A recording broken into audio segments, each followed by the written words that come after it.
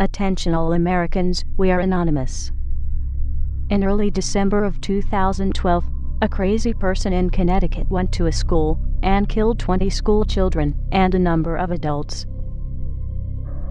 The attack in a theater in Colorado was the act of a crazy person. There are always some crazy people, and there are already laws in place making it illegal for them to obtain or to use them. It is illegal to take a firearm into a school or a theater. It is illegal to kill people, yet these laws did not stop these events because criminals do not obey the law. Only law-abiding citizens obey the law, and the law-abiding citizens are not the problem. Connecticut is the 4th highest gun control state in the country, and it's very hard to get a gun. Chicago and New York have the highest crime rates, and each has had total gun bans for years, yet gun violence increased.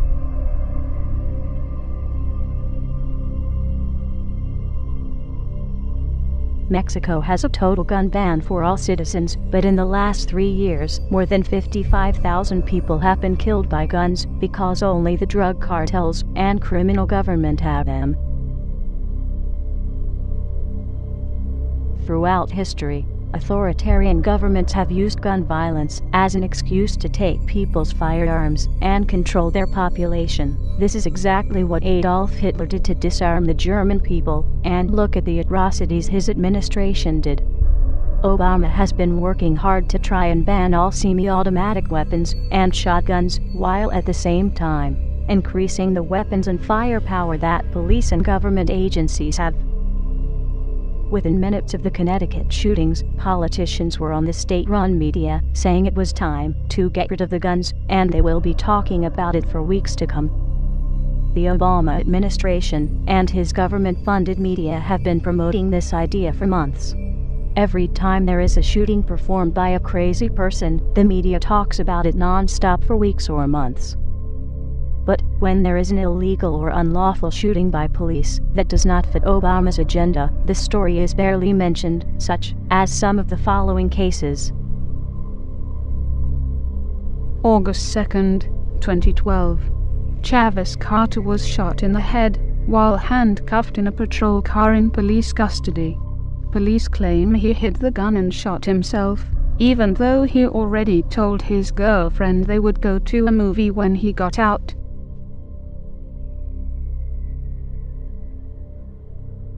January 2009. Bart police officer Johannes Messel shoots and kills a handcuffed, restrained, unarmed man, while multiple other police officers are around.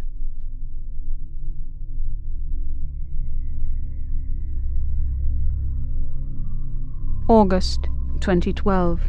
A man at the Empire State Building has killed a co-worker, and the police showed up and unleashed a hail of gunfire at the man, killing him, and the police bullets also injured many pedestrians.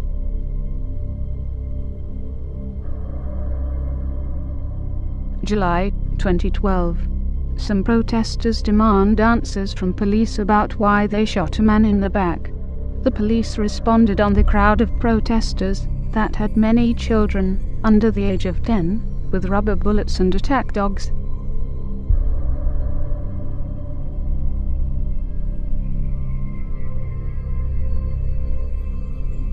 These stories got barely a whimper out of the press, and certainly did not get the coverage of several weeks, even though they are just as newsworthy. In addition, are the other major violent crimes where firearms were not even used. August 2007, Connecticut. In a home invasion, a wife and 2 children were murdered. The wife and youngest daughter were also victims of sexual assault. Only the father husband survived, and he was badly beaten.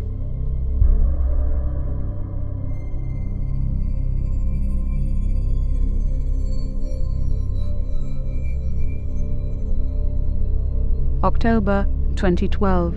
A mother and her 2 children were brutally murdered in California home. The suspect did not choose a firearm.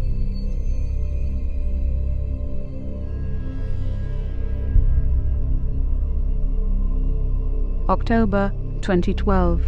2 children were found stabbed to death when their mother returned home. The suspect was the children's nanny.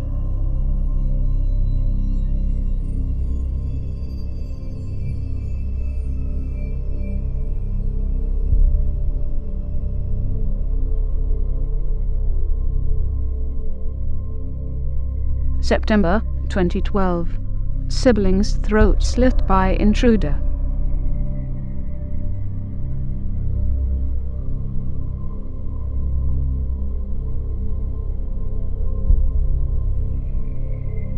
The press also hardly mentions the cases where guns were used by law-abiding citizens to save lives to avoid being raped or killed. October 2012. 12-year-old Oklahoma girl shoots home intruder to protect herself after she tried to evade them.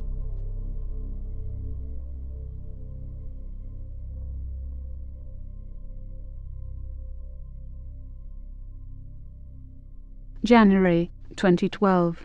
14-year-old boy kills intruder when a gang of 4 men break into his house, where he was alone with his 17-year-old sister.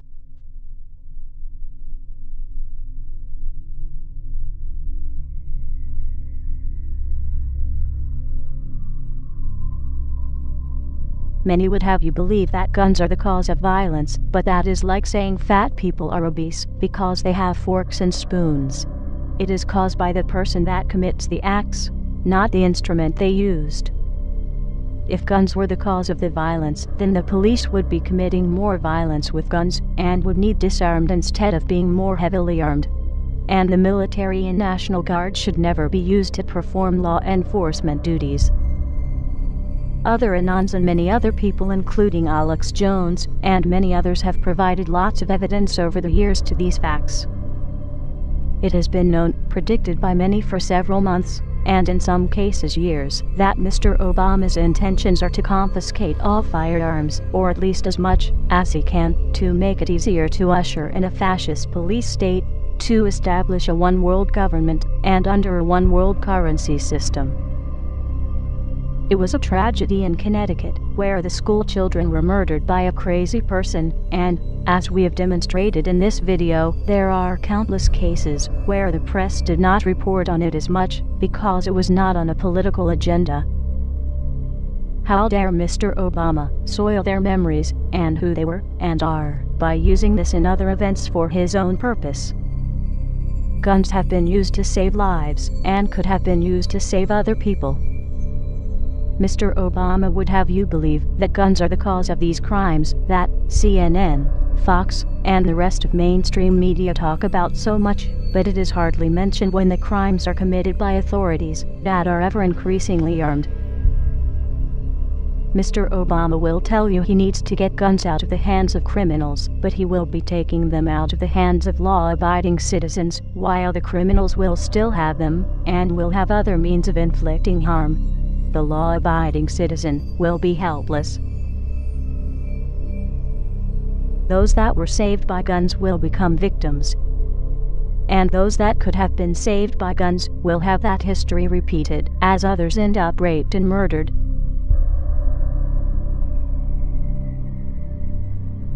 Mr. Obama, the Second Amendment of the U.S. Constitution does not talk about an army that is covered elsewhere in the Constitution. It does talk about a well-regulated militia, which is made up of civilians with their own weapons.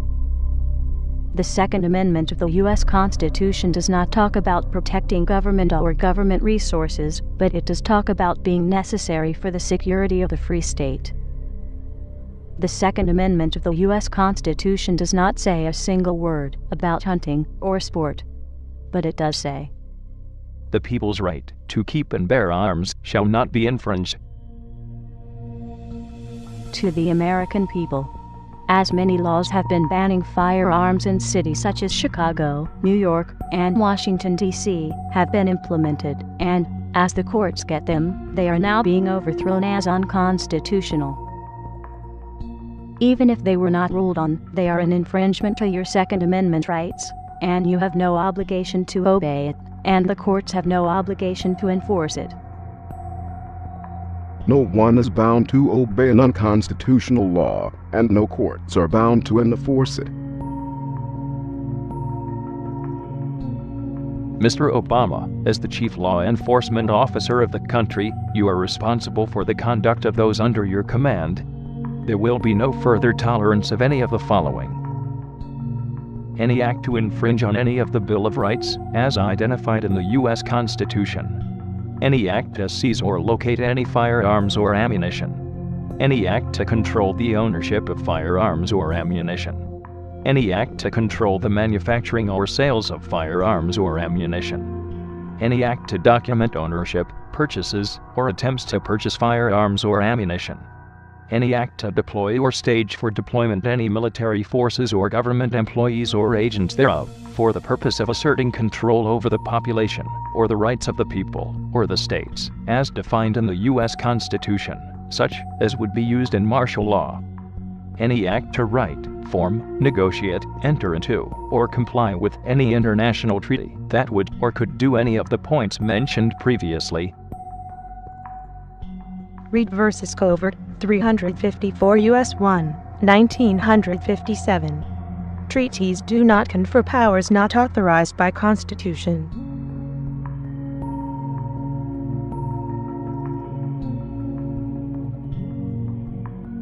Any action taken by you to attempt to perform those acts, or similar acts, as interpreted by the American people, or any attempt by you to skirt your responsibility to the true office of the presidency, will be viewed by many people as your willful act of insurrection and treason against the American people, as those acts would be willful disregard of your oath of office.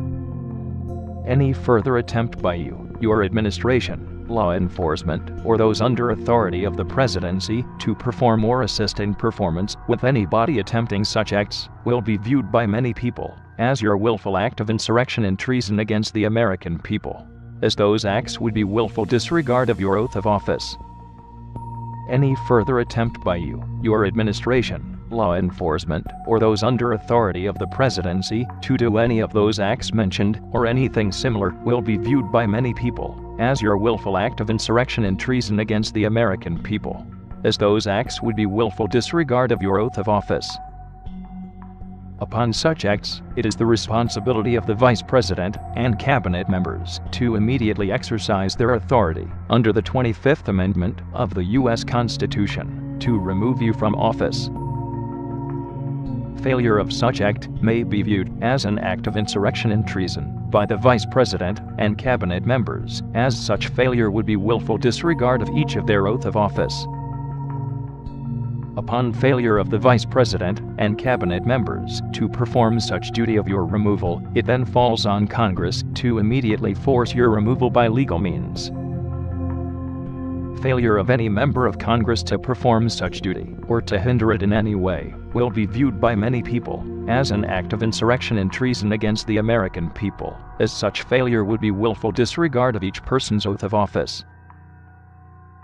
Upon failure of the Congress to perform such duty, it will be the responsibility upon the United States Supreme Court for failure to act in past or present to rectify said situation, and as such will be viewed by many people as an act of insurrection and treason against the American people, as such failure would be willful disregard of each Supreme Court justice's oath of office.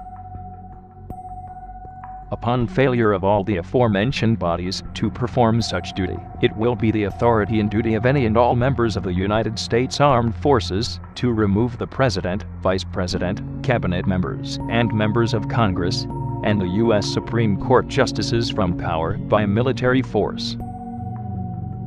Failure by all military members to perform such duties will constitute as an act of civil war against the American people by said authorities.